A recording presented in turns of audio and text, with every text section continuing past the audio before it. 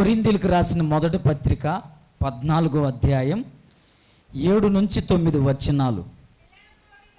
పిల్లన గ్రోవి కానీ వీణ కానీ నిర్జీవ వస్తువులు నాదమిచ్చినప్పుడు స్వరములలో భేదము కలుగు చేయని ఎడల ఊదినదేదో మిట్టినదేదో ఎలాగూ తెలియను.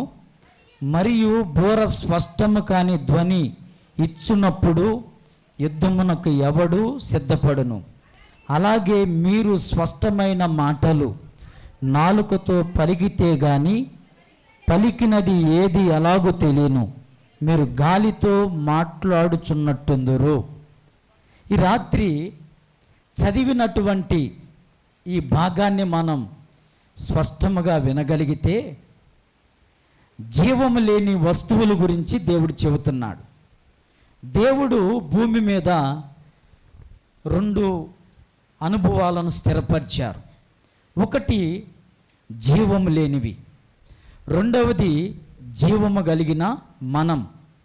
సృష్టిని 6 దినాలలో ఆయన ముగించి 7వ దినమున విశ్రమిస్తూ సమస్తమును మానవులకు అధికారాన్ని ఇచ్చాడు. ఈ రోజున ఈ యొక్క లైన్ని నేను తీసుకోవటానికి కారణం ఏంటంటే, జీవము కలిగిన దేవుణ్ణి ఆరాధించవలసినటువంటి సంఘం ప్రస్తుత కాలంలో చాలా నిద్ర వ్యవస్థలో ఉంది. దానికి గల కారణం ఏంటంటే, యేసుక్రీస్తు ప్రభువారు అతి త్వరగా రాబోతున్నారు. సంఘాన్ని సాతాను ఏం చేస్తుందంటే మత్తులోకి తీసుకెళ్తుందంట. నా చిన్నతనంలో దేవుని పిల్లలు దేవుణ్ణి ఆరాధించటానికి ఆసక్తిని చూపించేవారు. ఆ కాలంలో దేవుని మందిరము ఊరి బయట ఉండేది. ఖాళీ నడకతో ప్రభువుని ఆరాధించేవారు. సమయానికే 10 గంటలంటే 10 గంటలకే వెళ్ళేవారు. కాలగర్భంలో సైకిల్ని కనిపెట్టాడు మనిషి. కొంచెం దేవుని సన్నిధికి వెళ్ళటానికి సమయం దొరికింది. తర్వాత రిక్షాలు కనిపెట్టారు. తర్వాత మనం చూసుకుంటూ వెళ్తుంటే ఎద్దుల బండ్లు, ఆటోలు, తదుపరి 4 చక్రాల వాహనాలను కనిపెట్టారు. ఎప్పుడైతే వీలుని మనిషి కనిపెట్టాడో నాశనము దగ్గరికి రాబోతుంది. వీలంటే అర్థం ఏంటంటే వేగముగా ప్రయాణము చేసేటటువంటిది. ఎప్పుడైతే ఒక వీలును కనిపెట్టాడో అంటే స్లోగా వెళ్ళచున్నటువంటి మానవుని యొక్క ఆ ప్రయాణం వేగముగా వెళ్ళటం కొరకు కారులను కనిపెట్టారో, ఈ వీలుని ఎప్పుడైతే కనిపెట్టాడో మనిషి అంట దేవుని మందిరానికి సమయానికి వెళ్ళవలసిన వారు చాలా లేటుగా వెళ్తున్నారంట. కాలినడకతో వెళ్ళినప్పుడు టయానికే వెళ్ళేవారు, శ్రద్ధ కలిగి ఆరాధించేవారు, ఉన్న దాంట్లోనే తిని ప్రభువుని స్తుతించేవారు. ఎప్పుడైతే ప్రయాణం సులువ చేయబడిందో ఈ వ్యవస్థను దేవుని కొరకు వాడుకోకుండా లోక సంబంధమైన పరిస్థితులకు వాడుతున్నారు. కంప్యూటర్, అదేవిధంగా వీల్ ఎప్పుడైతే కనిపెట్టబడిందో ప్రపంచం అంతరించటానికి ఇవి బాగా మానవుడు ఉపయోగించుకుంటున్నాడు. ఎందుకు మానవుడు ఈ వ్యవస్థలోకి వెళ్ళాడంటే, దేవుడు మనిషిని జీవము కలిగిన వాడిగా చేశాడు. మట్టికి రూపమునిచ్చి జీవాయువును వదగా సమస్త అవయవాలు కలిగినాయి. అందుకే మనం శ్వాస తీసుకుంటున్నప్పుడు, పైకి పీలుస్తున్నప్పుడు, కిందకు వదులుతున్నప్పుడు యేసు అనే శబ్దం వస్తుంది. ఖాళీ సమయంలో మీరు ప్రయత్నం చేయండి. అన్నప్పుడు అన్నప్పుడు సు అనే శబ్దం వస్తుంది. దేవుడు మన ఊపిరిలో కూడా ఆయన నామమును స్మరించేటట్లుగా దేవుడు చేశాడు.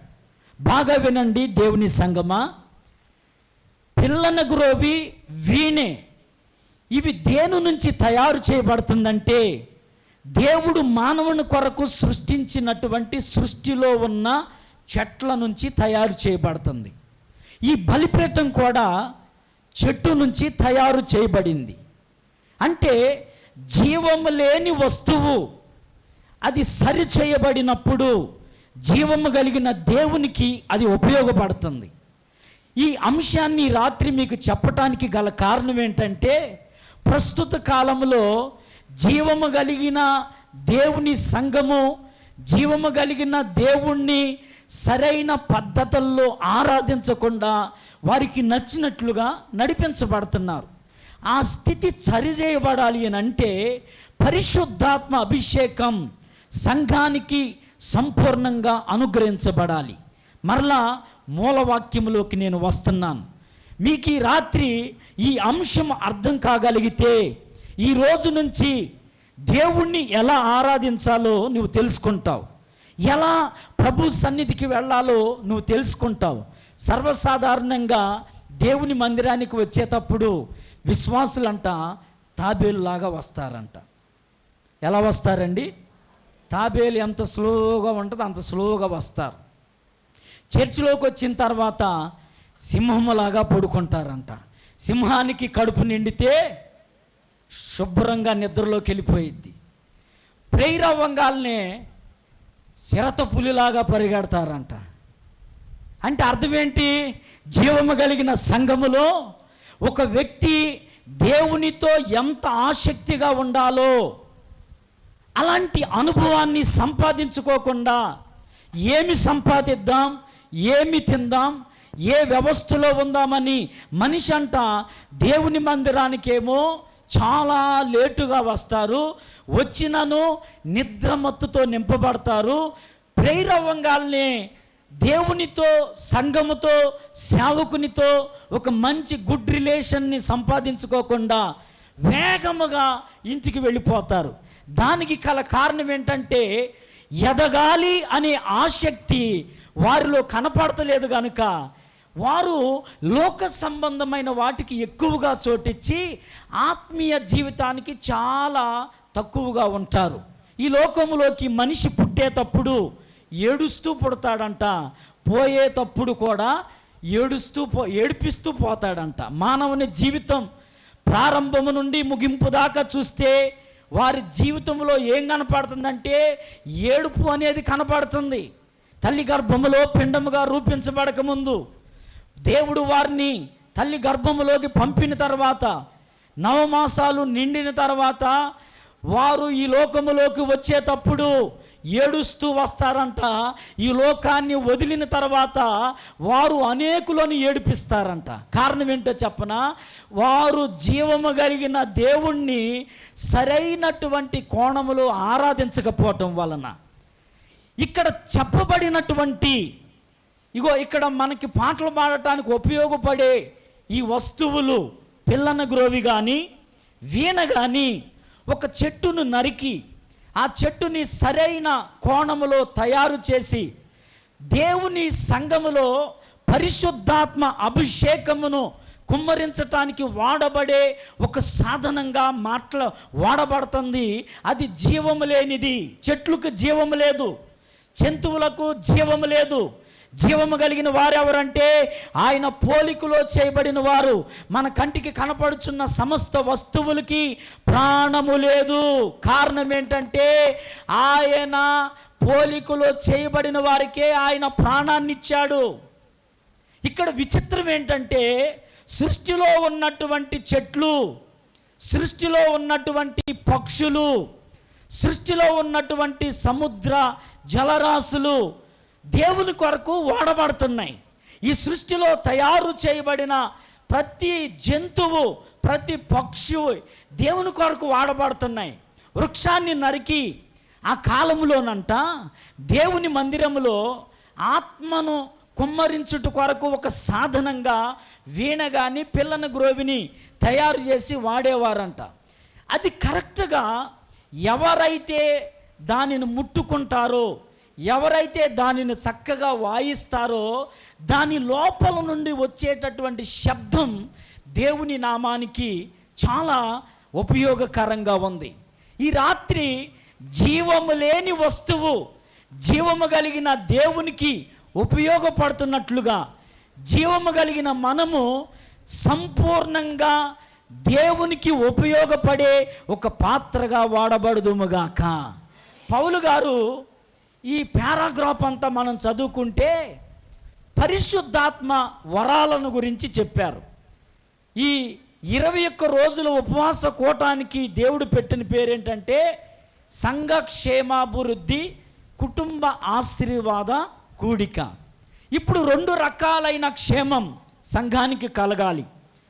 కొరింథీయులకు రాసిన మొదటి పత్రిక 14వ అధ్యాయము 1 నుంచి 7 వచనాలను మీరు చదవగలిగితే అక్కడ భాషతో మాట్లాడేవారు శబ్దం గురించి చెబుతున్నాడు దేవుడు. ఏ శబ్దం? పరిశుద్ధాత్మ అభిషేకం ఒక వ్యక్తిని తాకినప్పుడు ఆ శబ్దం అనేకులకు క్షేమకరమైనదిగా ఉండాలి అని 2 రకాలైన క్షేమాన్ని మనం అక్కడ చూస్తున్నాం. భాష మాట్లాడేవాడు ఎవరు బైబిల్ చూడని అవసరం లేదు, అంత పని నేను పెట్టను, మీ చెవురు పని పెట్టండి, మూసేయండి. సేవకురాలు సేవకుడు చూస్తే చాలు. ఏమంటే ఇంటికాడ బైబిల్ చదవం కానీ పాస్టర్ గారు వాక్యాలు చెబితే మాత్రం మరియమ్మ గారిలాగా ఎరగ చదివేస్తాం. దేవుని స్తోత్రం కలుగును గాక. హల్లెలూయా. ఎవరు బైబిల్ చదవని అవసరం లేదు. నేను చెప్పేది ఇంట్రెస్టెడ్గా మీరు వింటే ఈ 21 దానియేలు ఉపవాస కూటముల ఆ ముగింపుకి ముందు రోజులో నా దేవుడు మిమ్మల్ని మిట్టి తాకి జీవము కలిగిన దేవుణ్ణి ఆరాధించి ఆరాధకులుగా చేయుదురుగాక. హల్లెలూయా. జీవము లేని చెట్టు నరకబడి వాయిద్యముగా తయారు చేయబడి జీవము కలిగిన దేవునికి అది ఉపయోగపడుతుంది. పౌలు సంఘానికి ఏం చెప్పాలనుకుంటున్నాడంటే వరాలను అనేకులు రకరకాలైన కోణములో ఉపయోగిస్తున్నారు. రకరకాలైన ఆలోచనలు పరిశుద్ధాత్మ అభిషేకము గురించి వారికి ఉంది. కొంతమంది ఏమో పరిశుద్ధాత్మ దేవుడు లేరని అంటారు, కొంతమంది ఏమో ఉండారని అంటారు, కొంతమంది ఏమో ఇన్స్ట్రుమెంట్లు కొట్టొద్దు అంటారు, డ్రమ్ములు కొట్టొద్దు అంటారు, చప్పట్లు కొట్టొద్దు అంటారు, కొంతమంది కొడితే తప్పేంటంటారు. నేను ఒక మాట అంటాను, సంఘం ఎప్పుడైతే పరిశుద్ధాత్మ అభిషేకమును పొందుకొనుట కొరకు ఆసక్తిని చూపిస్తారో నువ్వు ఎలా నాదము చెయ్యబడాలో అంటే నీ లోపల నుండి ఎలాంటి శబ్దం బయటికి రావాలో పరిశుద్ధాత్మ దేవుడే మనకు ఈ రాత్రి సంపూర్ణంగా అనుగ్రహించుదురుగాక. హల్లెలూయా. పౌలు చాలా ప్రయాసపడ్డాడు సంఘాలను కట్టడానికి. సంఘములో అందరూ ఒకే విధముగా ఉండరు, అందరినీ ఒక తాటికి తేవాలని 14 పత్రికలను రాస్తారు. ఆ ప్రయాసలోనే కొరింథీయులకు రాసిన మొదటి పత్రిక 14వ అధ్యాయం 1 నుంచి 6 వచనాలలో ఒక మనిషి భాష మాట్లాడితే అది దేవునితో మాట్లాడుతున్నాడు, అది మనిషికి అర్థం కాదు. అయితే సంఘము క్షేమకరంగా ఉండాలని అంటే ప్రవచనం ఉండాలి. ఒక మనిషి మాట్లాడే భాష వ్యక్తిగత క్షేమం. ఒక మనిషి సంఘములో ప్రవచించే ఆ ఆత్మీయ స్థితికి వస్తే ప్రవచనము సంఘానికి క్షేమం. సంఘములో చేర్చబడుచున్న నీవు 2 రకాల క్షేమము కొరకు ప్రయాసపడాలి. ఒకటి వ్యక్తిగత క్షేమం, అది కుటుంబానికి సంబంధించింది. రెండవది సంఘక్షేమం, అది ఈ పరిచర్యకు దేవుడు అనుగ్రహించింది. పౌలు చాలామంది ఈ విషయాలలో అభ్యంతరపడుతున్నారు. అన్య భాషలు మాట్లాడాలి, ప్రవచనము సంఘములో ఉండాలి. అన్య భాష అయితే అర్థము చెప్పగలిగే స్థాయిలోకి వెళ్ళాలి. భాష మాట్లాడటమే కాదు, దాని అర్థం చెప్పాలి. ప్రవచించేవారు సంఘములో లేపబడాలి.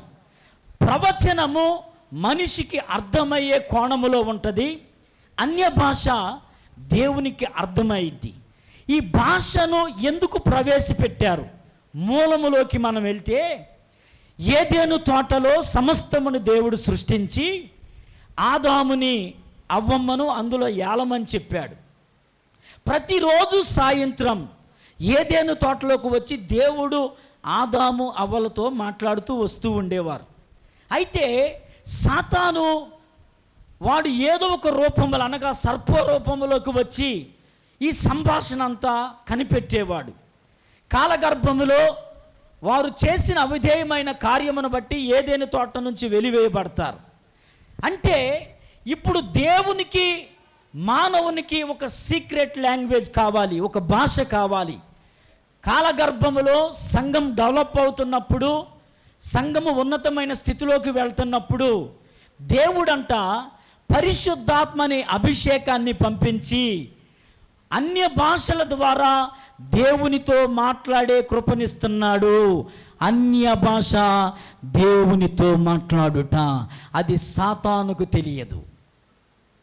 This is very secret language. సాతానుకు తెలియదు ఇది. అందుకే సంఘములో అన్ని భాషలు మనం మాట్లాడుతున్నప్పుడు సంఘాన్ని పతనం చేయాలన్నా, వ్యక్తిని పతనం చేయాలన్నా రకరకాలైన వ్యవస్థలను వాడు కలిగి ఉంటాడు. అన్య భాషలు మాట్లాడి దేవునితో సంభాషణ కలిగి ఉంటే చూడండి, సాతాను మన మీద ఎలాంటి ఏలికను చెయ్యడు. దేవునికి స్తోత్రం కలుగునుగాక.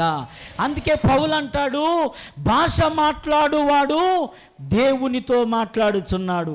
అది మనుషుని ఎవరికి అర్థం కావట్లా. ఒకవేళ మాట్లాడే స్థితిలో ఉంటే నీవు అర్థం చెప్పే స్థితిలో కూడా వెళ్ళాలని పౌలు గారు సెలవిస్తున్నారు.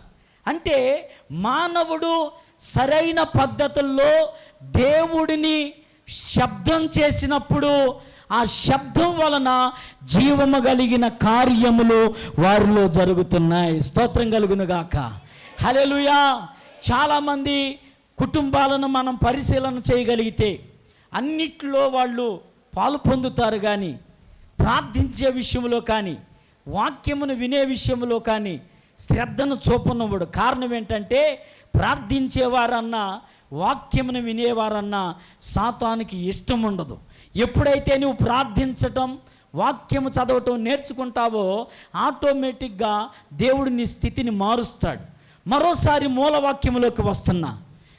జీవము లేని చెట్టు నరకబడి దేవుని సేవలో వాడబడటానికి వీణగాను పిల్లను గ్రోవిగాను తయారయ్యి అది సరిగ్గా వాయించే వాని చేతిలోకి వెళ్ళినప్పుడు దానిలో ఉన్నటువంటి శబ్దం వలన దేవుని పరిచర్య జరుగుతుంది. జీవము లేని చెట్టు దేవుని కొరకు వాడబడుతుంది. జీవము కలిగిన మనం దేవుని కొరకు వాడబడుతున్నామా?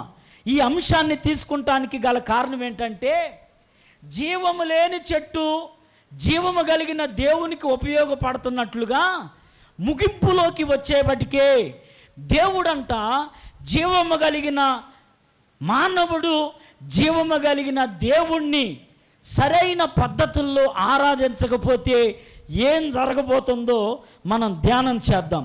బూర శబ్దం అనగా యుద్ధానికి సాదృశ్యంగా ఉంది. ఎవరైనా యుద్ధానికి వెళ్ళినప్పుడు ఆ బూర శబ్దం సరైన పద్ధతుల్లో అది సౌండ్ రాకపోతే దానిని బట్టి యుద్ధానికి సిద్ధపడిన సైనికులు యుద్ధానికి వెళ్ళరు. అందుకే అన్ని దేశాలలో యుద్ధానికి ఒక శబ్దం ఉంది. ఇజ్రాయేలీల దేశంలో బోర్లు ఊదేవారంట. అది సరైన కోణంలో ఊదినప్పుడు ఎవరైతే యుద్ధానికి సిద్ధపడ్డారో వారు యుద్ధానికి వెళ్ళి దేవుని కృపలో దానిని జయించుకొని వచ్చేవారు. ఈ రాత్రి దైవజనుడుగా నన్ను రేపు జరగబోయే యుద్ధం కొరకు 21 దినాల దానియేలు ప్రార్థనలో 20వ రోజున నన్ను సరైన పద్ధతుల్లో బోర ఓదటానికి రాత్రి దేవుడు నన్ను పంపాడు. నీవు కరెక్ట్గా వింటే రేపు నీ మీద సాతాను దాడికి రాబోతున్నాడు. ఆ దాడి నుంచి నువ్వు తప్పించబడతావు. నమ్మితే స్తోత్రం చెప్పండి. హల్లెలూయా. అందుకే అక్కడక్కడ యుద్ధాలు జరుగుతున్నాయి. మనం ఇంకా ఏ కాలంలో ఉన్నామంటే ఇంకా చాలా సంవత్సరాలు ఉండే అని నువ్వు అనుకోవద్దు. దేవుని సంగమా, యేసు ప్రభువారు శరీరధారిగా ఉన్న కాలంలో ఆయన ఒక మాట శిష్యులతోనూ అక్కడ చేరిన ప్రజలతో ఏమన్నారంటే, యుగ సమాప్తిలో ఈ మాటలు నీకు చెబుతున్నాను నేను. యేసు ప్రభువారు 2023 సంవత్సరాల క్రిందటే ఇది ఎండ్ టైం అన్నారు, ముగింపు సమయం అన్నారు. అన్ని సంవత్సరాల క్రిందటే దేవుడు చెప్పాడు. మనమేమనుకుంటున్నామంటే ఇంకా మన జీవితం చాలా ఆశ్చర్యకరంగా ఉందని మనం అనుకుంటున్నాము. ఇంకా మనకు సమయం ఉందని అనుకోవద్దు. సమయము లేదని మనం అనుకొని బూర శబ్దం ఇలాంటి ఉపవాస కూటముల ద్వారా వినపడుచున్నప్పుడు నీవు సరైన పద్ధతుల్లో అంత్యకాలంలో జరగబోయే, ఒకవేళ మనం అంత్యకాలంలో ఉంటే ఎలా యుద్ధము చేయాలో నేర్చుకోవాలి. ఒకవేళ మనం లేకపోతే ఈ వాక్యమును దేవుని సంఘములో ఆన్లైన్లో వింటున్నటువంటి దేవుడు బిడ్డలారా, ఒకవేళ రాకడకు మనం సమీపంగా ఉంటే ఈ శబ్దము ద్వారా యుద్ధానికి మనం సిద్ధపడితే సాతాను ఓడిపోతాడు. స్తోత్రం కలుగునుగాక. మళ్ళా పాయింట్కి వస్తున్నాను. జీవము లేని చెట్టు దేవుని సంఘములో ఆత్మ దిగటానికి ఒక వాయిద్యముగా వాడబడి ఆత్మను కుమ్మరిస్తున్నప్పుడు మనుషులు ఆత్మను పొందుకొని సరిచేయబడుచున్నట్లుగా ప్రస్తుత కాలంలో మనం కృపాకాలంలో ఉన్నాం. ఒక రకంగా చెప్పాలంటే పరిశుద్ధాత్మ అభిషేకము సంఘాన్ని కాస్తున్నాడు కనుక పరిశుద్ధాత్మ అభిషేకముతో మనం నింపబడుచున్నప్పుడు మనము జీవముగా దేవుణ్ణి ఆరాధించేటట్లుగా దేవుడు చేస్తాడు. స్తోత్రం కలుగునుగాక. 2 చేతులు పైకెత్తి ప్రభుకి స్తోత్రం చెబుదాం. దేవుడు మిమ్మల్ని బహుగా ఆశీర్వదించుదురుగాక. చూడండి, తిమోతికి రాసిన మొదటి పత్రిక 3వ అధ్యాయం, ఎవరు చూడని అవసరం లేదు, 15వ వచనములో పౌలు గారు తిమోతికి మొదటి పత్రికగా రాస్తూ అంటున్నాడు, జీవము కలిగిన సంఘములో ప్రజలు ఎలా ప్రవర్తిస్తున్నారో నీకు తెలియాలి తిమోతి. జీవము కలిగిన సంఘములో అంటే అర్థం ఏంటంటే వాళ్ళు ఎలాగూ దేవుణ్ణి వెంబడిస్తున్నారు. కొంతమంది వారికి నచ్చినట్లుగా వారికి ఆరాధనలోకి వెళ్తున్నారు. సంఘములో మొదటి వ్యక్తిని మొదలుకొని చివరి వ్యక్తి దాకా ప్రతి మనిషి ఎలా ప్రవర్తిస్తున్నాడో తిమోతి నీవు బాగా పరీక్షించి వారిలో జీవము లేని అనుభవాలుంటే జీవము కలిగిన అనుభవాలలో స్థిరపరచబడు నిమిత్తమై వారి కొరకు ప్రయాసపడమని చెప్పారు. ఎందుకు పౌలు గారు ఇంత ప్రయాసతో కూడిన అనుభవాన్ని తిమోతికి రాస్తున్నాడంటే సంఘాన్ని జీవము కలిగిన ప్రజలుగా ఉండకోకుండా ఆ కాలములోనే రకరకాలైన ఆలోచనలను సంఘములోకి సాతాను ప్రవేశపెట్టి వారిని నిర్జీవమైన వారిగా చేసేస్తుంది. అందుకే కాపర్లుగా మేము సంఘములో ఉన్న ప్రతి బిడ్డని ఎలా ప్రవర్తిస్తున్నారో బాగా గమనించాలి. స్తోత్రం కలుగునుగాక. హల్లెలూయా.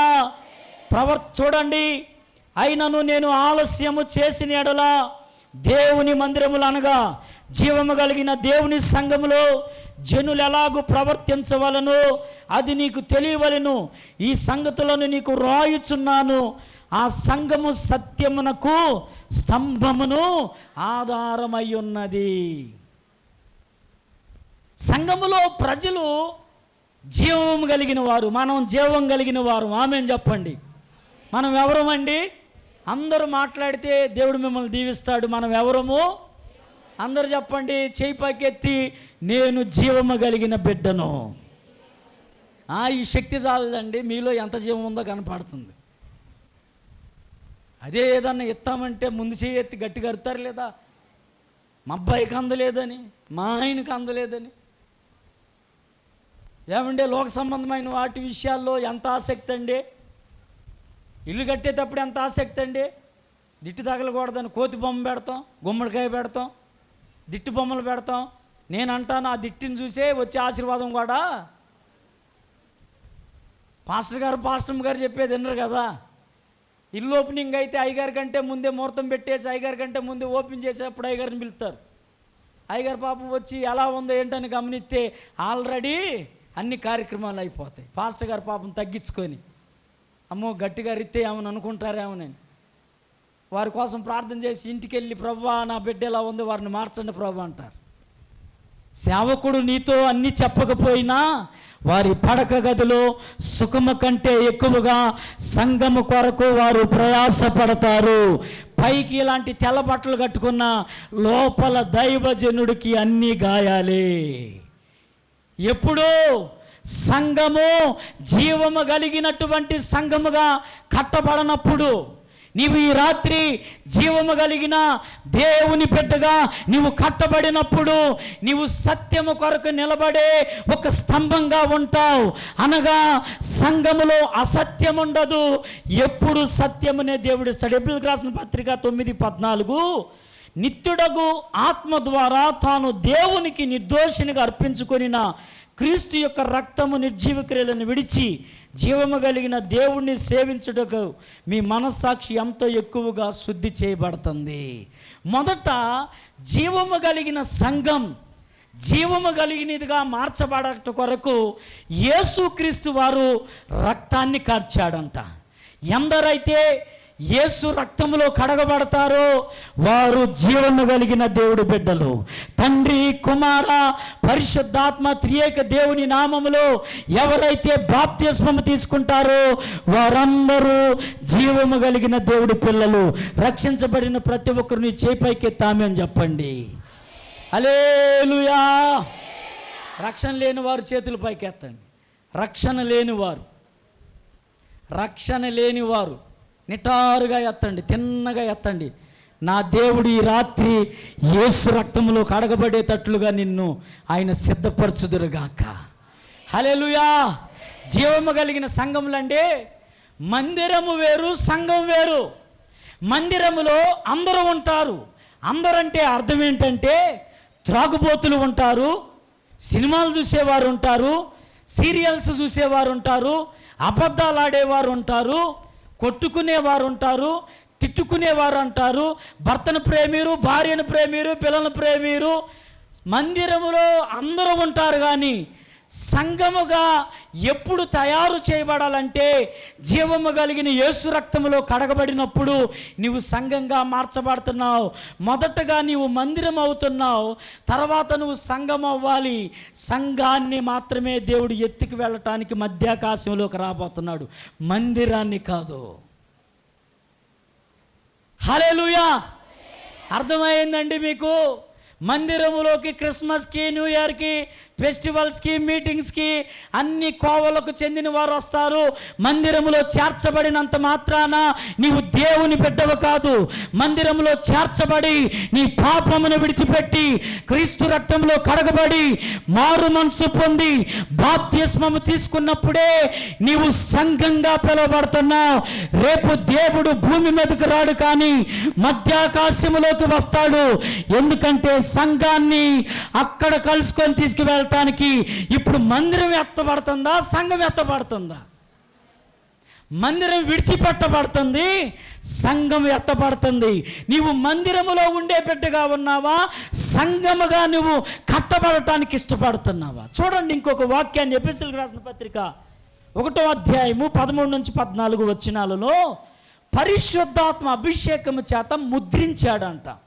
ఎందుకొరకు ముద్ర వేశాడంటే నీవు జీవము కలిగిన దేవుని కుమారుడుగా, కుమార్తెగా ఉండుట కొరకు పరిశుద్ధాత్మ దేవుడు ఈ లోకములోకి వచ్చి జీవము కలిగిన బిడ్డగా మార్చబడుట కొరకు నీవు ప్రయాసపడుతున్నప్పుడు పరిశుద్ధాత్మ దేవుడు నీకు ఒక ముద్రనిస్తున్నాడంట.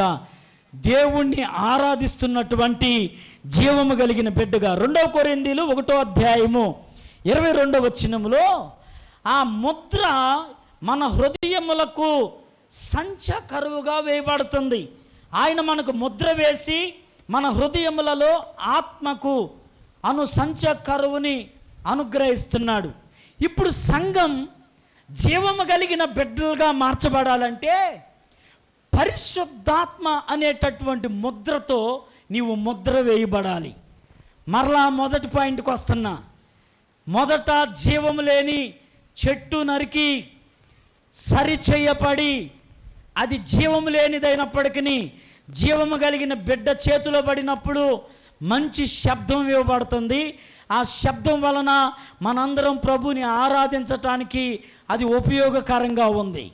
జీవము కలిగిన దేవుని బిడ్డ పరిశుద్ధాత్మ అనే ముద్ర వేయబడకపోతే జీవాన్ని కోల్పోయి ప్రభువుని ఆరాధించటానికి వారిలో జీవం అనేది ఉండదు.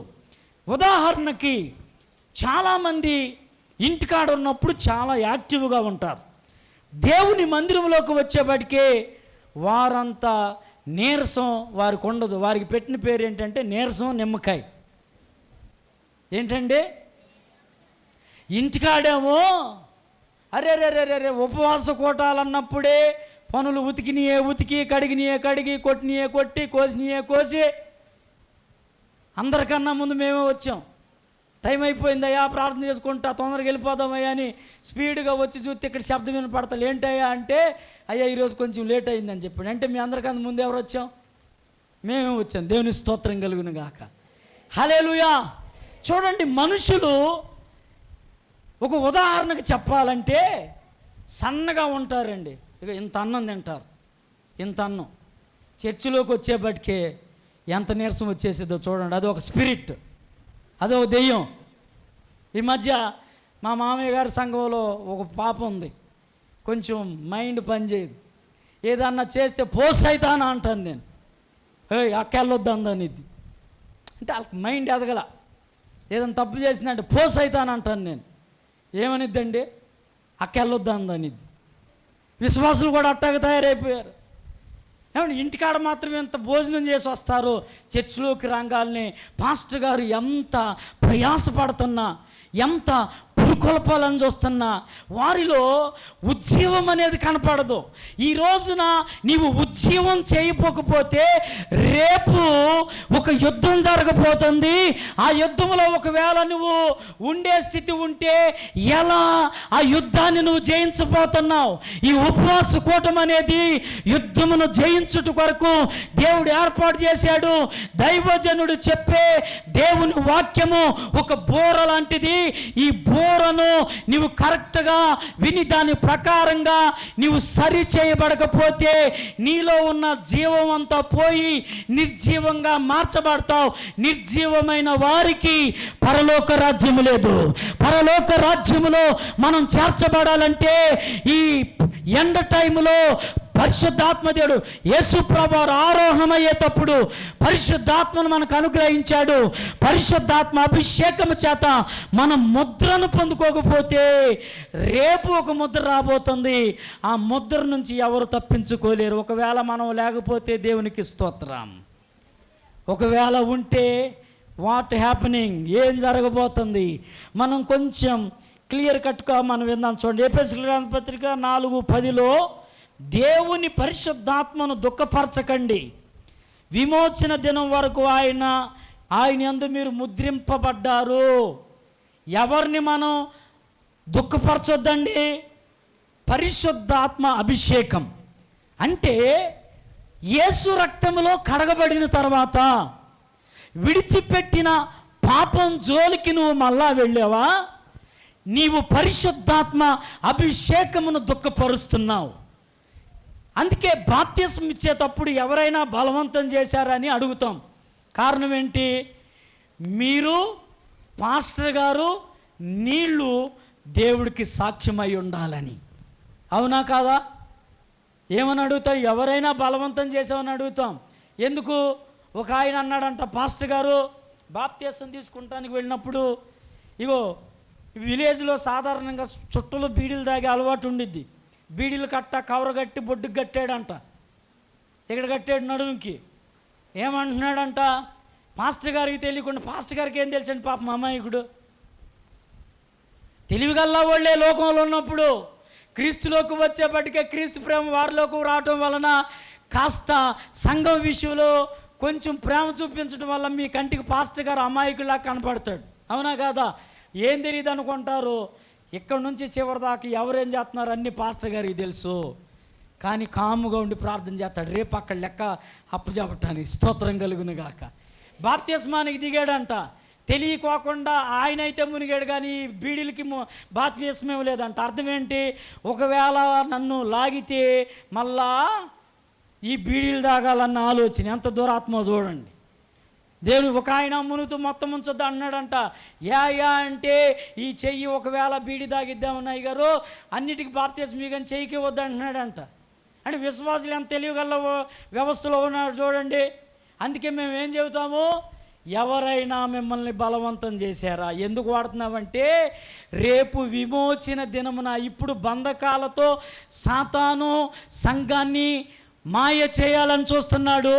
పరిశుద్ధాత్మ అభిషేకము మనకు ఒక ముద్రేసి సాతాను వలలో చిక్కకుండా పరిశుద్ధాత్మ దేవుడు మనల్ని కాపాడుతున్నాడు.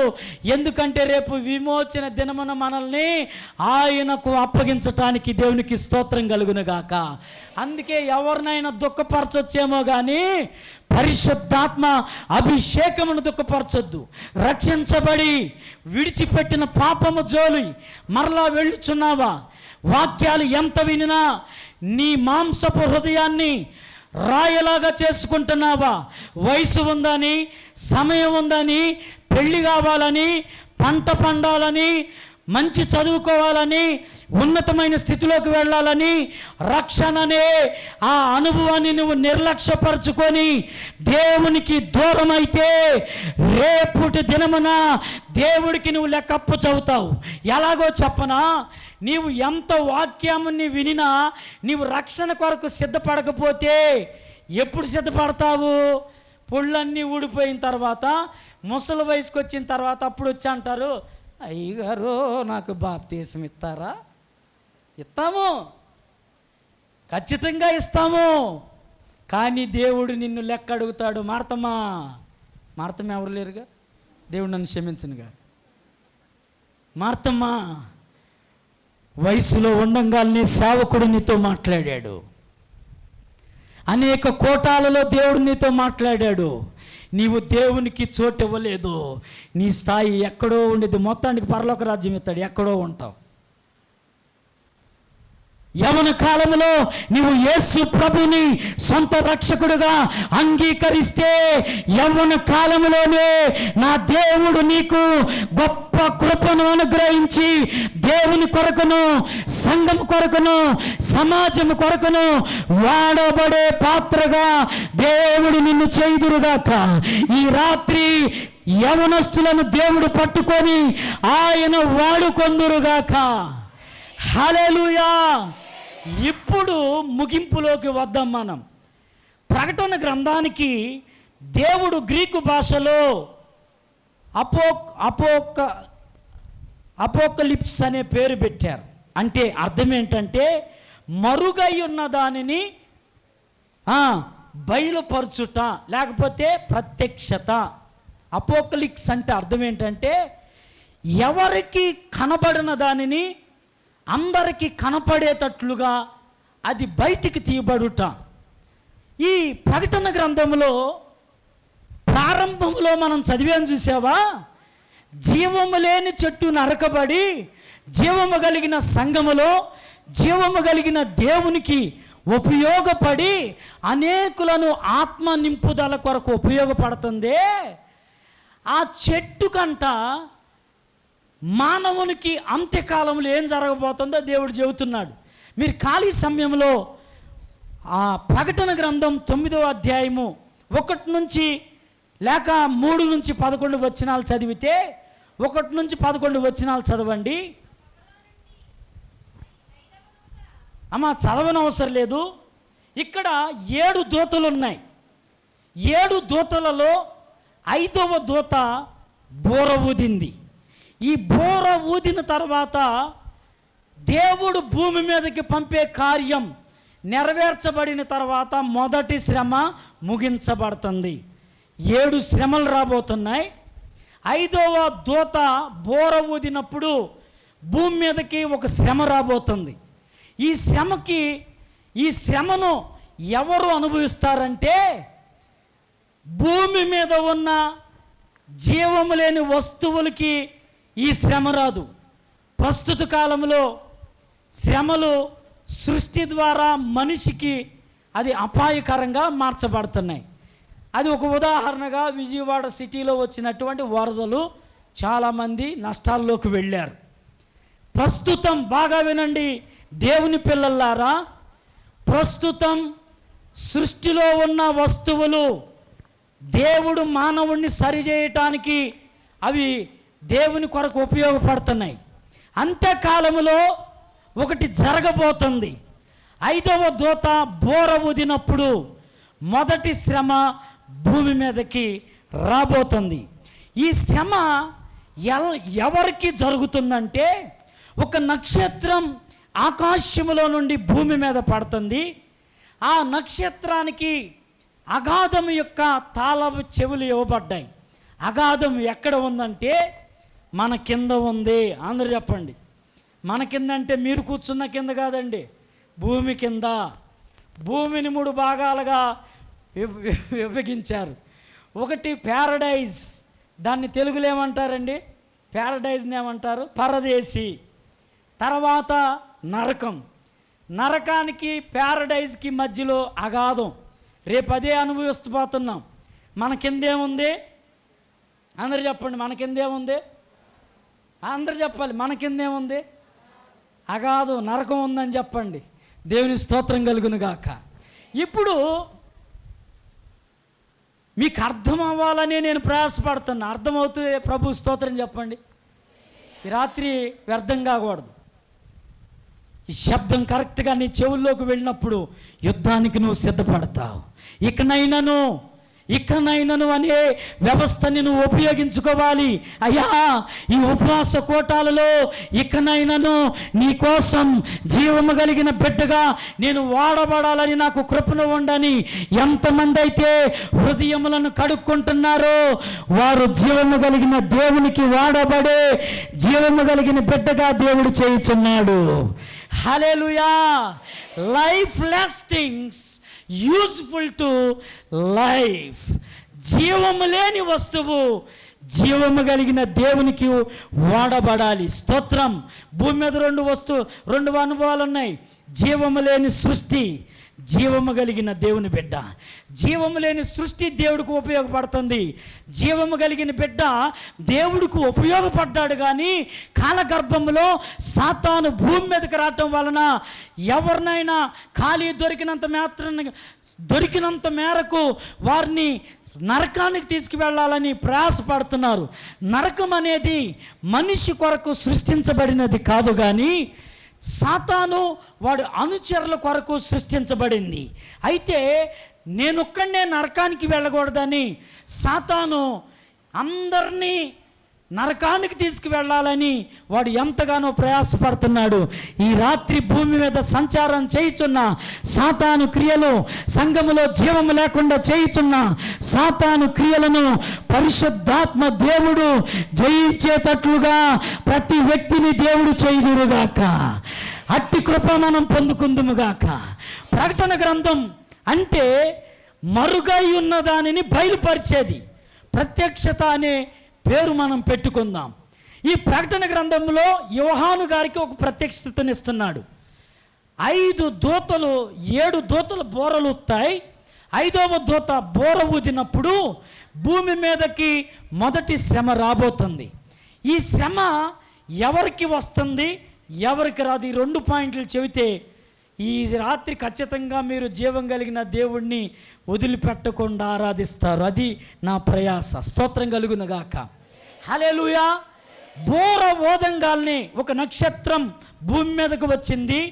అగాధం తాళం చెవులు ఇవ్వబడ్డాయి. ఆ తాళం చెవులు తీయంగాల్ని సూర్యున్ని వాయువు నుండి కమ్మినటువంటి పొగలాంటి ఒక రూపం వచ్చింది. అగాధము తాళం చెవులు తీయంగాల్ని ఆ రూపములో నుండి, హలో అందరు నా వైపు చూడండి, తల్లులారు ఎవరు నేల వైపు చూడొద్దు, నా వైపు చూడండి, అర్థం కావాలి మీకు. తాళం చెవి తీయంగాలని, అగాధం తాళం చెవి తీయంగాలని సూర్యుడిని వాయుమండలమును కమ్మినటువంటి ఒక పొగ వచ్చి కమ్మేసింది. ఆ పొగలో నుండి మిడతలు రాబోతున్నాయి. ఈ మిడతలకు ఎలాంటి అనుభవం ఉందంటే తేళ్లుకున్నటువంటి బలం ఉంది. మనం పంట పొలాల్లో చూసేటటువంటి తేళ్ళు కాదండి, అవి ఒక ప్రత్యేకమైన తేలు. అది భూమి మీదకి రాబోతుంది. తేళ్లకు ఉన్నటువంటి బలం ఉంది ఆ మిడతకి. ఆ మిడత యొక్క తల బంగారము శిరస్సును ధరించి ఉంది, బంగారము కిరీటమును ధరించి ఉంది. యుద్ధానికి సిద్ధపడినటువంటి గుర్రాన్ని పోలి ఉంది. మీకు అర్థం అవ్వాలా? ఈ మిడత ఎలా ఉందంటే తేళ్ళుకి ఇవ్వబడినటువంటి బలం ఉంది, దానికి గుర్రానికి ఇవ్వబడినటువంటి ఆ యుద్ధ అనుభవం ఉంది. బంగారము కిరీటమును పెట్టుకుంది, దాని తల మీద బంగారం కిరీటం ఉంది, గుర్రం లాంటి అనుభవం ఉంది, బంగారం కిరీటం ఉంది. దాని వెంట్రుకలు, స్త్రీకి ఉన్నటువంటి వెంట్రుకలు ఉన్నాయి. మనుషుని ముఖము లాంటి ముఖము, దాని పళ్ళు సింహము లాంటి పళ్ళు, ఇనుప మైమెరుపుతో ఉన్నాయి. ఇప్పుడు ఈ మిడత భూమి మీదకి ఎందుకొరకు పంపబడింది అని ఆలోచన చేస్తే, ప్రకటన గ్రంథం 9వ అధ్యాయము 5వ వచనం నుంచి, మరియు వారిని చంపుటకు అధికారం ఇవ్వబడలేదు కానీ 5 నెలలు వారిని బాధించుటకు వాటికి అధికారం ఇవ్వబడిన, వాటి వలన కలుగు బాధ, తేలు మనుషుని కుట్టినప్పుడు ఆ దినముల్లో మనుషుడు మరణాన్ని వెతుకుతాడు కానీ మరణం దొరకదు, చావాలని ఆశపడతాడు కానీ మరణం వారి దగ్గరికి రాదు.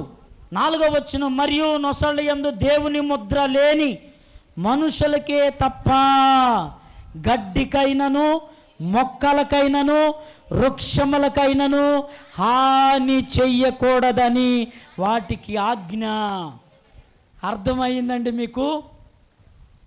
అంత్యకాలములో దూత, 5వ దూత బోర ఊదినప్పుడు మొదటి శ్రమ భూమి మీదకి రాబోతుంది. ఈ శ్రమలో మిడత భూమి మీదకి రాబోతుంది. తేళ్లుకున్న బలం ఉంది, గుర్రము లాంటి అనుభవం ఉంది, బంగారం లాంటి కిరీటం, మనిషి ముఖము, స్త్రీకి ఉన్నటువంటి జుట్టు, తేలు లాంటి తోక, దానికి కొండెము, సింహము లాంటి పళ్ళు. 5 నెలలంట ఈ బోరవోదంగా భూమి మీదకు వచ్చి ఎవరిని శ్రమ పెడతానికి చూస్తుందంటే జీవము లేని చెట్లకు కాదు. హలో, మిడతలు వాస్తవానికి చెట్లను తింటాయి, ఫలాలను తింటాయి, పండ్లను తింటాయి. మనం పండించుకుంటే పంట పొలాలను తింటాయి. అవునా కాదా చెప్పండి. మనం పండించే పంటల మీద మిడతలు వారినప్పుడు పంటకు నష్టం వస్తుంది.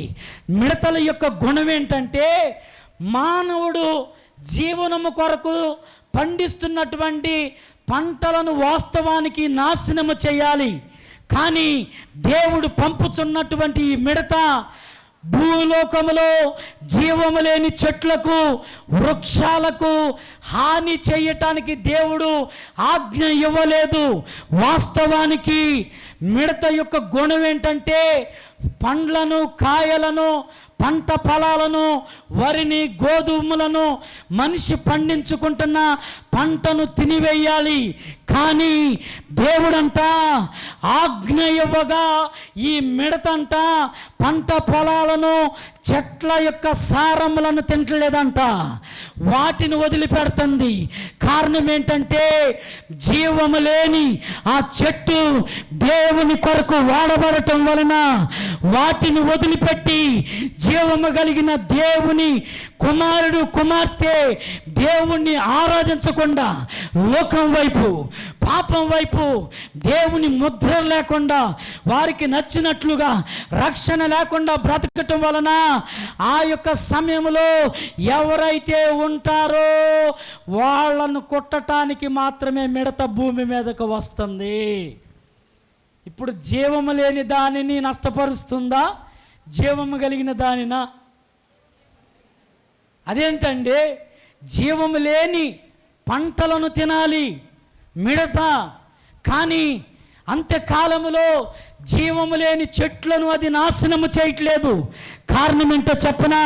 జీవము కలిగిన చెట్టు నరకబడి పిల్లను గ్రోవిగా వీణగా తయారు చేయబడి దేవుని మందిరములో పరిశుద్ధాత్మ అభిషేకము దిగటానికి జీవము లేని ఆ చెట్టు వాడబడుతుంది కనుక రాకడ దినాలలో మొదటి శ్రమలో అది తప్పించబడుతుంది. జీవము కలిగిన బిడ్డ దేవుణ్ణి ఆరాధించకపోతే వారంతా ఈ మిడత చేత కొట్టబడతారు. స్తోత్రం కలుగునుగాక. ఈ మిడత కొడుతున్నప్పుడు అంట చచ్చిపోవటానికి సకల ప్రయత్నాలు చేస్తారంట, కొండెక్కి దూకుతారంట, మరణం రాదంట. అగ్నితో కాల్చుకుంటారంట, మరణం రాదంట. ఉరి పెట్టుకోవాలని చూస్తారంట, ఉరిలో పెట్టినా కానీ ఉరి మనకు దూరం అయిపోయిద్దంట. ఇప్పుడు భూమి మీద సూసైడ్ ఆత్మ భూమి మీద అది ఎక్కువగా పనిచేస్తుంది కనుక అంత్యకాలంలో అది ఎక్కువైద్దంట. అయినను ఒక్క మనిషి కూడా తప్పించుకోడు. కారణం ఏంటో చెప్పనా? పరిశుద్ధాత్మ అభిషేకం లేకుండా జీవము కలిగిన దేవుణ్ణి జీవము కలిగిన బిడ్డగా ఆరాధించకుండా పాపములో శాపములో లోకములో కొట్టుమిట్టలాడి పాపమును వదిలిపెట్టకుండా వారికి నచ్చినట్లుగా బ్రతకటం వలన రేపు సంఘానికి మొదటి శ్రమ రాబోతుంది.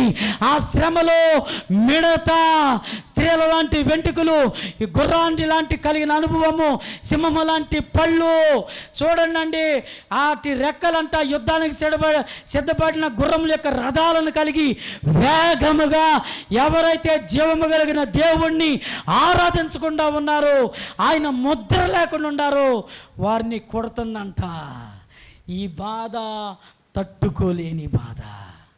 దేవుడు బిడ్డ, నీవు బ్రతికినంత కాలం ఎన్ని శ్రమలైనా, ఎన్ని బాధలైనా, ఎన్ని శోధనలైనా దేవుని కొరకు నువ్వు ఉపయోగపడుతున్నప్పుడు నా దేవుడంట నీవు శ్రమలు పొందుకుంటున్నప్పటికీ ఆ శ్రమల వలన నీవు ప్రాణానికి అపాయం లేకుండా, చాలామంది చెప్పేది ఏంటంటే అప్పుడే ఎందుకయ్యా ప్రభువుని సొంత రక్షకుడిగా అంగీకరించటము, కొద్దిగా పెళ్ళయిన తర్వాత నువ్వు ప్రభువుని నమ్ముకోవచ్చు కదా అని చాలామంది తల్లిదండ్రులు పిల్లల్ని వెనకకు లాగుతారు. ఒకవేళ దేవుడు ఆయన అతి త్వరలో రాబోతే దేవుడు నీతో మాట్లాడినప్పుడు నీవు ఆయనకు లెక్క చెప్పలేని స్థితిలో ఉంటే మిడత వచ్చి జీవము కలిగిన బిడ్డని హాని చేయటానికి ఇష్టపడుతుంది. నీవు ఆలస్యం చేయకుండా యేసుని సొంత రక్షకుడుగా నీవు అంగీకరించాలి. మానవుని జీవితము 70 అంటే 25,550 రోజులు అంటండి. ఎన్ని రోజులు బ్రతుకుతున్నాం మనం? 25,550 రోజులు. 80 రోజులంటే 29,200 రోజులు. అరే ఎంతకాలం అండి మనం బతికేదే? 25,550 రోజులు అంటే 70 ఏళ్ళు బ్రతికితే, ఆ ముక్కుతా మూలుగుతే 80 ఏళ్ళు బ్రతికితే 29,200 రోజులు అంట. మానవుడు ఏం చేస్తున్నాడు అంటే ఎంత షార్ట్ అయిపోతుందో గమనించండి. నేను ఒక చిన్న ఎగ్జాంపుల్ ఇచ్చి ముగిస్తాను. నా చిన్నతనంలో స్కూల్కి వెళ్ళి కూర్చుంటే బెల్లు కొడటానికి చాలా టైం పట్టేది. ఎప్పుడు బెల్లు కొడతారా అని చూసి కళ్ళు కాయలు కాసాయి. ఇప్పుడు ఉదయం లేవగానే మరలా ఉదయం ఎంతలోకి వస్తుందండి? జస్ట్ కాలం ఎంత వేగంగా పరిగెడుతుందో చూడండి. కాలం అంటే ఏంటి అర్థం తెలుసా? కా అంటే కరిగిపోయేది, లా అంటే లయమైపోయేది, ము అంటే ముగించబడేది. ఎంత రెప్పపాటున అయిపోతుందండి. నేను ప్రాక్టికల్గా ఆలోచించి మీకు చెబుతున్నాను. చాలా పొలం పనికి వెళ్తే ఎప్పుడు గట్టు మీద యజమానుడు టైం అయిపోయింది లేకుండా అంటారని ఎదురు చూసేవాళ్ళం. మీకెట్ట తెలుసు అంటే మా అమ్మ పక్కన కోత కోయటానికి వెళ్ళేవాడు. మా అమ్మ నా కోత కోసేసి దేవుని స్తోత్రం కలుగును గాక. కండీలు కోయటానికి వెళ్ళేవాళ్ళం. మా ఊర్లో అరటి పంట ఇవి బాగుండేవి. అంటే గుంటూరు జిల్లా మాది. అరటికాయలు బాగా పండేవి. మా అమ్మ పక్కన వేసుకునేది, కోసి మమ్మల్ని కవర్ చేసేది. చాలా టైం పట్టేది.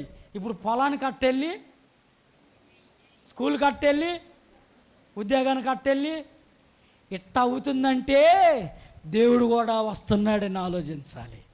ఏ రోజైనా ఆలోచించావా? టైం ఎంత షార్ట్ అయిపోయిందో చూడండి. 24 hours ఎంత దగ్గరకు వచ్చేసినాయో చూడండి. మీరే రేపు ఆలోచించండి. ఉదయం లేచి రాత్రి పడుకునే లోపు ఎంత దగ్గరకు వచ్చేస్తుందో చూడండి అండి. అంటే సంఘం ఎంత జీవముగా మార్చబడాలి. సంఘానికి సమయం లేదు. జీవము కలిగిన దేవుణ్ణి, జీవము కలిగిన ఆరాధించే ఆరాధికులుగా మార్చబడకపోతే రేపు సృష్టిని తినటానికి మిడతలు రావట్లేదండి. సృష్టించబడిన సృష్టిలో జీవము కలిగిన దేవుని బిడ్డను బాధపరచుట కొరకు మిడతలు రాబోతున్నాయి. ఆ మిడతలు కొడుతున్నప్పుడు ఎంత భయంకరమైన బాధో తెలుసా? భయంకరమైన బాధ, తట్టుకోలేము. ఆ బాధను భరించలేక సూసైడ్ చేసుకోవాలని, చనిపోవాలని వారు ఎన్నో రకాలుగా ప్రయత్నం చేస్తారు. ఎన్ని ప్రయత్నాలు చేసినా వారికి మరణం అనేది రాదు. కారణం ఏంటో చెప్పనా? జీవం కలిగిన వారు జీవం లేకపోవటం వలన జీవం లేని వారిని ఆ జీవం లేని మిడతలు వచ్చి గాయపరుస్తున్నాయి. హల్లెలూయా. ఇప్పుడు తేనెలో తేనంతా తీసే అందులో మిగిలిద్దండి, అంతే కదా? తేనె తొట్టే తేనె ఉన్నంత బట్టికే, లేకపోతే ఏమైపోద్ది? సారం అయిపోతే ఏమైపోద్ది? యూజ్లెస్గా ఉంటుంది, అది డస్ట్బిన్కి వెళ్ళిపోద్ది. దేవుణ్ణి కలిగిన మనం జీవము లేని వారిగా అరే ఎలా ఉండగలుగుతున్నామండి? చర్చిలోకి వస్తే నిద్ర వస్తుంది, ఇంటికాడుంటే నిద్ర రాదు, సీరియల్స్ చూసేటప్పుడు నిద్ర రాదు, సినిమాలు చూసేటప్పుడు నిద్ర రాదండి. దేవుడు మందిరంలోకి రాగాల్ని ఇంట్లో పెట్టిన బీరువాలో పెట్టిన డబ్బులు గుర్తుకొస్తాయి, ఆ వంటగదిలో ఉన్న ఆహారం గుర్తుకొచ్చిద్ది, ఆవలింతలు ఇంకెంత ప్రారంభమవుతాయో చూడండి. అదే సినిమాల్లో కూర్చుంటా ఎవరేమన్నా అర్థం ఏంటి, ఎంత హుషారండి సినిమా హాల్లో, అసలు పెళ్ళిళ్ళల్లో మంచి మంచి కార్యక్రమాల్లో ఎంత హుషారుగా, పెళ్ళైతే ఎంత వేగంగా, ఎంత అలంకరణ, ఎంత ఆసక్తి. అందరికన్నా ముందు ట్రైన్ 10 వీళ్ళు 9 వెళ్ళి కూర్చుంటారు. కారణం ఏంటి? ఆసక్తి. లోక సంబంధమైన వాటిల్లో నీకు ఆసక్తి ఉంటే జీవము లేని వ్యక్తిగా నువ్వు పిలవబడుతున్నావు. జీవము కలిగిన సంఘములో జీవము లేని వ్యక్తిగా నువ్వు పిలవబడుతున్నావు. దేవుని సంఘం అంటే నీవు చిరత పులిలాగా రావాలంట, వెళ్ళేటప్పుడు తాబేలులాగా వెళ్ళాలంట. వచ్చేదేమో తాబేలు, నిద్రపోయేదేమో సింహం, వెళ్ళేటప్పుడేమో చిరత పులి. అసలు అవ్వటం వాల్సిన ఆమెను అంట వాల్సం, సంఖ్యలో బైబిల్ ఎట్టి పిల్లోడు నిద్రపోతున్నా ఈడ్చుకొని తీసుకెళ్ళిపోతారు. కొద్దిగా ఆలస్యమైతే చాలా టైం అయిపోతుంది, ఇక లోపల ఎలా ఉండేది అలా ఉంటుంది. దేవుని స్తోత్రం కలుగునుగాక.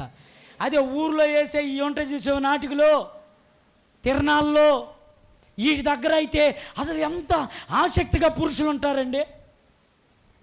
దేవుని సంఘములో నాటబడుతున్న సహోదరుడా, ఈ రోజు నుంచి స్త్రీల శాతం పెరగబడుతుంది. ఈ పెరగబడింది ఈ ఉపవాస కోటాలలో పురుషుల శాతము కూడా దేవుడు పెంచుదురుగాక. పురుషులు జీవము కలిగిన దేవుని కొరకు వాడబడండి. మీ ద్వారా ఈ సంఘాన్ని ఆయన పురుకొల్పుతున్నాడు, ఈ సేవను ఆశీర్వదిస్తున్నాడు. ఈ ఉపవాస కోటాలలో జీవము లేని వారిని దేవుడు జీవము కలిగిన బిడ్డలుగా చేయుదురుగాక. నా చిన్నతనంలో ఒక ఎగ్జాంపుల్ చెబుతా. ఎగ్జాంపుల్ ఎందుకు చెబుతున్నానంటే, మా తల్లిదండ్రులు చాలా భక్తి కలిగిన వారు. వారు ప్రభువుని ఎరగకముందు మా అక్క పేరు ఆదిలక్ష్మి, మేము నాగదేవతను పూజించేవాళ్ళం. కాలగర్భంలో దేవుడు మా ఇంటికి ఒక విధవరాలు వచ్చి స్వార్థ చెబితే మారాం. మా ఊరిలో అనేకులు మారిపోయారు. మా తల్లిదండ్రులకి చాలా ఆసక్తి అండి. ఎంత ఆసక్తి అంటే చర్చిలోకి పాస్టర్ గారితో సహా ముందు వచ్చి అన్ని పరిచర్యలు చేసేవారు. ఎక్కడ కూటం జరిగినా మా తల్లిదండ్రులు ముందుండేవాళ్ళు. వారు క్రీస్తు కొరకు చాలా ఆశీర్వాదకరంగా మార్చబడ్డారు. మా నాన్నగారు ఆ కాలంలోనే పశువుల డాక్టర్ చేశాడు. ఏ డాక్టర్ చేశాడండి? కొబ్బరికాయల వ్యాపారం పశువుల డాక్టర్గా చేశాడు. అంటే గేదెల బేరం. పశువుల డాక్టర్ అంటే డాక్టర్ అనుకోబాను, గేదెల వ్యాపారం. ఆయనకి తెలుసు గేదె ఎన్ని పాలు ఇచ్చిద్ది, ఆ పొదుగుని చూసి చెప్పేసేవాడు. ప్రభువుని నమ్మిన తర్వాత అరే పిల్లలు ఉన్నారా, వాళ్ళకి ఏదైనా సంపాదిద్దాం ఆలోచన లేదు. దేవుని కొరకు బ్రతకటం వారు నేర్చుకున్నారు. ఈ రోజున వారి పిల్లల్ని దేవుడు ఆశీర్వదించారు. హల్లెలూయా. ఒకప్పుడు మా నాన్నగారు ప్రభు నమ్ముకోముందు అన్ని అలవాట్లు ఉన్నాయి. ప్రభువుని నమ్ముకున్న తర్వాత అన్నిటిని విడిచిపెట్టి పాస్టర్ గారికి చాలా సహకారులుగా వారు ఉన్నారు.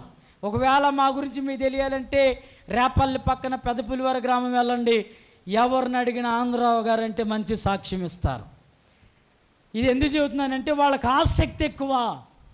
ఆసక్తి సంఘానికిలో చేర్చబడుతున్న దేవుని పిల్లలకి ఏముండాలంటే ఆసక్తి ఉండాలి.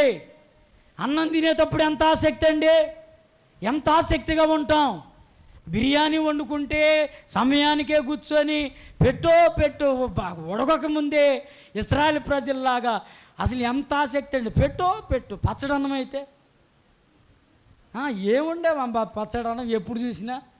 అసలు నీ వంటలు తింటుంటే నాకు చిరాకు వచ్చేస్తుంది. అంటే భూ సంబంధమైన వాటి మీద ఎంత ఆసక్తి కలిగి ఉంటున్నారండి ప్రజలు.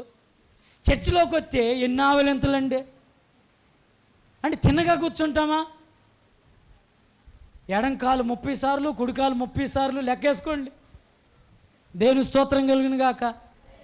అక్కయ్య వచ్చిందా, పిన్ని వచ్చిందా, పెద్దమ్మ వచ్చిందా, బాబాయ్ వచ్చాడా, ముందు మనం బతుమారగాలని మనం చూసుకోం. కానీ ఎవరు వచ్చారు, నా పక్కన ఎవరు కూర్చున్నారు, నా ఫ్రెండా లేకపోతే నా బెండి తీసేవాళ్ళ, నా పక్కన నా ఇంటి వాళ్ళ, నా పగోళ్ళ, మనిషికి దీని మీదే దృష్టి ఉంది. కానీ అసలు చర్చిల్లో గొడవలేంటండి. ఒక చర్చిలో యేసు రక్తాన్ని తాగుతా, యేసు రక్తాన్ని శరీరాన్ని తింటా, పగలు కక్షలు ప్రకారాలు, ఆలి కోడి మన ఇంటి పెడితే మనం ఊరుకోం, వాళ్ళకేదో మన ఇంటికి వస్తే ఊరుకోం.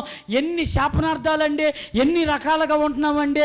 ఈ సొచ్చు పుచ్చు అనుభవాలన్నీ పోవాలంటే జీవము కలిగిన దేవుని బిడ్డగా నువ్వు కట్టబడాలి. దేవునికి స్తోత్రం కలుగునుగాక. నేను ముగిస్తున్నానండి. మరలా స్టార్టింగ్ ఎండింగ్కి వస్తున్నా. జీవము లేని చెట్టు నరకబడి దేవుని కొరకు వాడబడింది, జీవము కలిగిన ఆత్మను పంపించింది. ఆ ఆత్మ చేత మనం నడిపించబడుతున్నప్పుడు రేపు ఒక శ్రమ రాబోతుంది. 5వ దూత బోర ఊదినప్పుడు మొదటి శ్రమలో మిడత వస్తుంది. ఆ మిడత మనిషిని కుట్టబోతుంది. ఎవరిని కుట్టబోతుందంటే జీవము కలిగిన మనిషి, జీవము కలిగిన దేవుని ఆరాధించకపోతే వారికే మొదటి శ్రమ. హల్లెలూయా.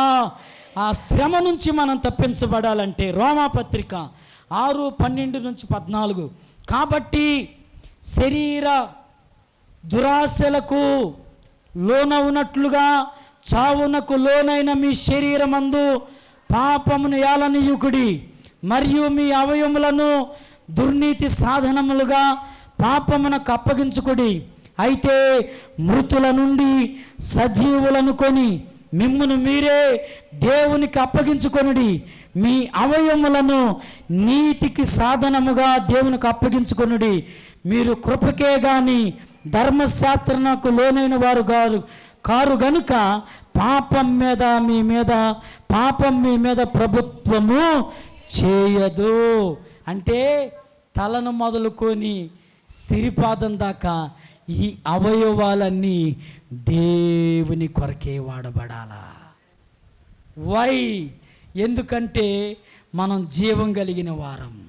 అందరు చెప్పండి ఈ మాట.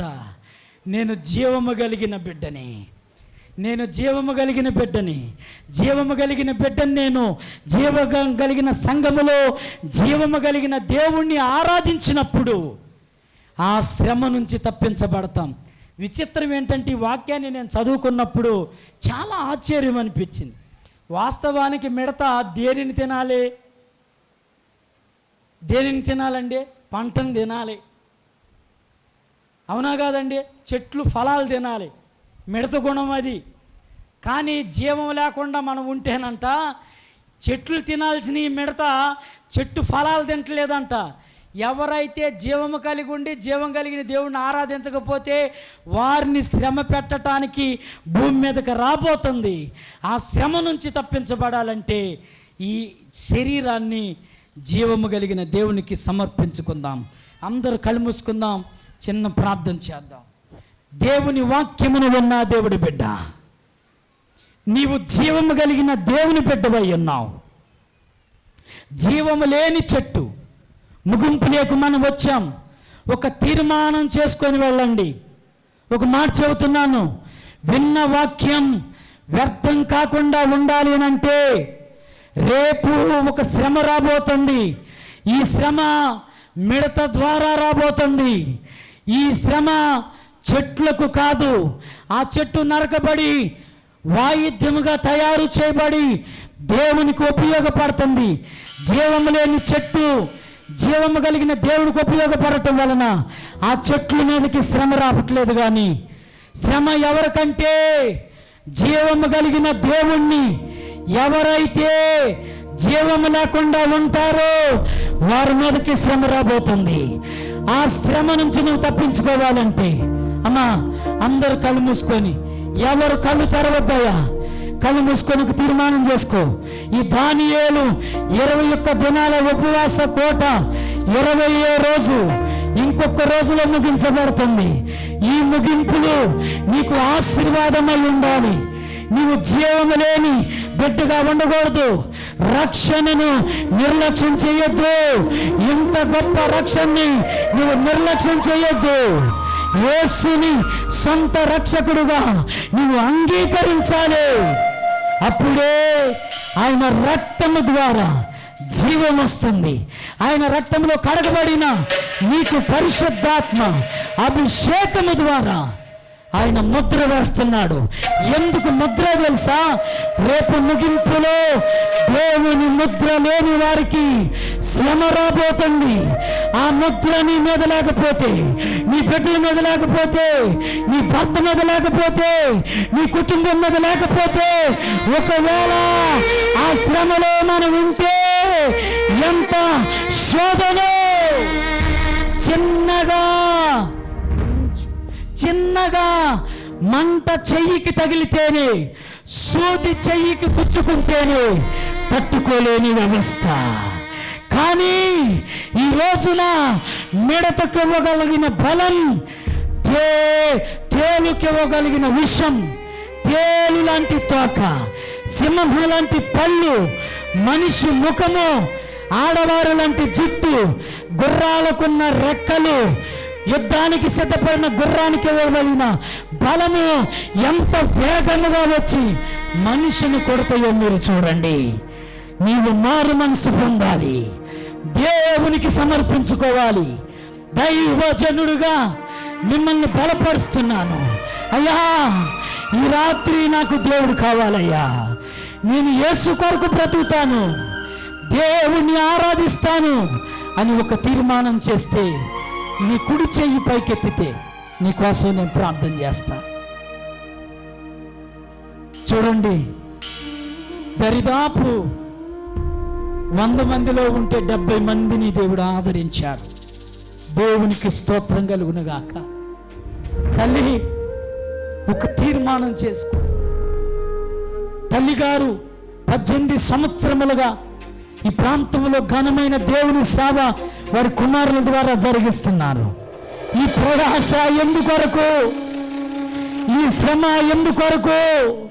వారి సుఖాలను, వారి అనుభవాలను పక్కన పెట్టి మిమ్మల్ని క్షేమకరమైన స్థితిలో ఉంచాలని, సంఘం క్షేమంగా ఉండాలి అని సంఘ క్షేమాభివృద్ధి, కుటుంబ క్షేమాభివృద్ధి కోటను ఏర్పరిచారు. జీవము లేని చెట్టు దేవుని కొరకు వాడబడుతుంది.